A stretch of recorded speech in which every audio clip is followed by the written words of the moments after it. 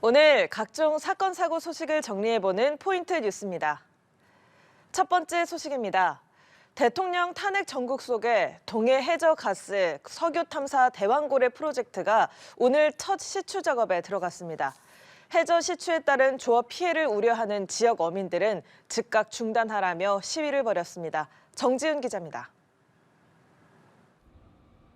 망망대해 한가운데 자리 잡은 시추선 주변으로 어선들이 모여듭니다. 잠시 뒤 어선 40여 척이 시추선을 둘러싸고 주변을 맴돕니다. 피해 보상 등 협의 없이 진행된 시추 작업에 반발한 어민들이 시추선 주변을 돌며 해상 시위를 벌이고 있습니다. 포항 지역 연안 홍기잡이 어민 등 300여 명은 하루 조업을 포기하고 시위에 참여했습니다. 어민들은 심해 해저 1000m 넘는 깊이까지 뚫게 되면 홍게 등 해저 생물이 이동하거나 산란기 영향을 받을 것을 우려합니다. 직간접적으로 피해를 보게 되는데 사실 석유공사에서 500m라는 그 반경이라는 걸 내미는데 저희들은 20km, 30km를 보고 있습니다. 반면 석유공사 측은 심해 시추 작업 소음과 진동 영향 구역은 170m 정도로 무인 잠수정 조사에서도 피해가 확인되지 않았다는 입장입니다. 이 때문에 시추구역 500m 이내 작업 어민에 대해서만 어구등 피해를 보상하겠다는 입장이어서 어민들의 반발을 사고 있습니다. 동해 심해 가스 석유 매장 여부를 확인하기 위한 대왕고래 프로젝트는 대통령이 직접 대국민 발표까지 나서는 등 윤석열 정부의 주요 사업으로 많은 관심을 받으며 추진됐습니다.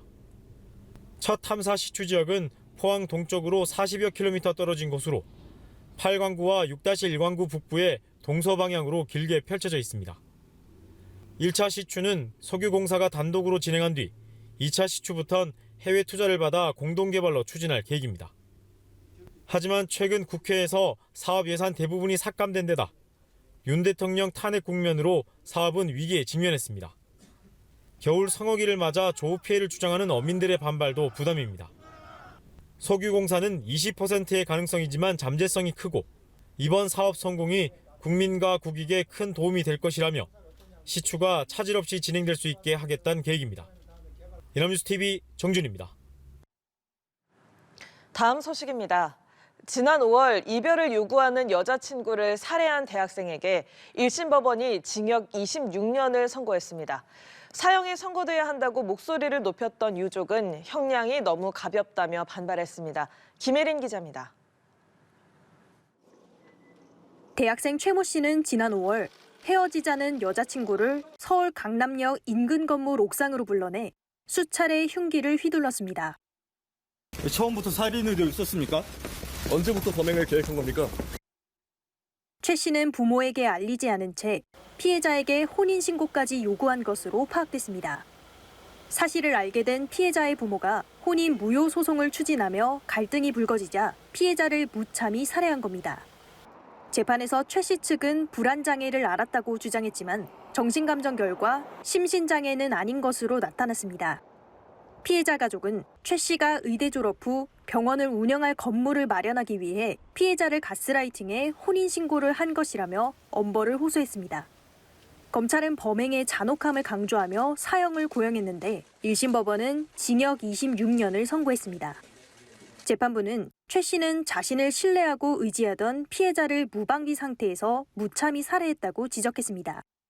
범행 도구를 미리 준비했고 살해 고의도 확정적으로 보인다며 범행 방식이 잔인하고 재범 가능성도 있다고 했습니다.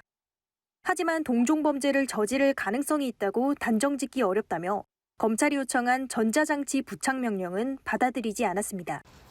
피해자의 아버지는 잔혹하게 생명을 앗아간 최 씨를 26년 만에 사회로 돌아오게 한 건 피해자의 고통을 무시한 판결이라며 납득할 수 없다고 말했습니다. 연합뉴스TV 김예린입니다. 마지막 소식입니다. 크리스마스와 연말을 앞두고 아이들을 위해 장난감 선물 준비하는 분들 많으실 텐데요. 거듭된 단속에도 해외 온라인 플랫폼에서 판매한 일부 장난감에서 또 유해물질이 초과 검출된 것으로 나타났습니다. 꼼꼼히 살펴보셔야겠습니다. 김혜림 기자입니다. 흰 수염에 빨간 옷을 차려입은 산타클로스 장난감부터 크리스마스 트리가 그려진 아기자기한 스티커까지 아이들의 눈길을 한눈에 사로잡을 만한 이 상품들은 모두 중국 온라인 플랫폼에서 구매할 수 있는 것입니다. 하지만 이 제품들을 대상으로 안전성 검사를 한 결과 총 15개 제품 중 6개가 부적합 판정을 받았습니다. 특히 산타클로스 장난감은 발암 가능 물질이 국내 기준 대비 최대 215배나 초과 검출됐습니다. 납 또한 최대 11배 초과 검출됐는데 생식 기능에 해를 끼칠 수 있을 뿐만 아니라 암 발생 위험도 커집니다. 스티커 제품과 비즈왕구도 부적합 판정을 받았습니다. 날카로운 끝에 어린이가 다칠 수 있는 등 물리적 시험에서 국내 기준에 부합하지 못했습니다. 연일 해외 직구 제품이 쏟아져 들어오고 있지만 안전성에 대한 우려는 여전히 해소되지 않고 있습니다. 특히 어린이 용품을 구매하거나 또 노약자라든가 신체 허약자가 사용되는 물건을 구매할 때는 요 유해성에 특별히 관심을 두시고 이 구매를 자제하시는 것이 바람직하겠습니다. 서울시는 앞으로도 해외 직구 어린이 제품 안전성 검사를 추진해 위험한 제품에 대한 정보를 알린다는 계획입니다.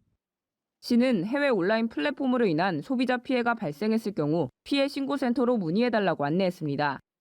연합뉴스TV 김예리입니다.